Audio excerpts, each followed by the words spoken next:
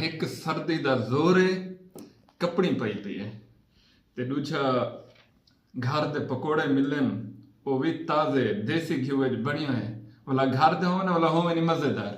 ज्यादातर तो सारा मसला है ना, घर पकोड़े मिलते थे, वो बाहर वाली चस्के नहीं होती, लेकिन इन्हें पकोड़े बाहर वाली चस्सी जरूर है। ते नाल होवे सावी चटनी, वाला नाल होवे रत्ती चटनी या लाल चटनी या रेड चटनी, जिहड़ी शे आख रहे हो, तो वाला उनके नाल खावना पै वने टुकर रोटी, ते उनका अपना मजा है। ट्राई करो, बाहरों ईडो वाले ट्राई करेंदे दवे, घर दे विच अपने प्रेमती को आखो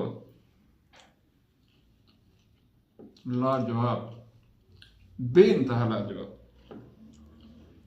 बारह वीडियो ट्राई करें दवे, घर थोड़ा गिट्टे गोरे पकड़ो, गिट्टे गोरे पकड़ के मेहनत करो, तो मुला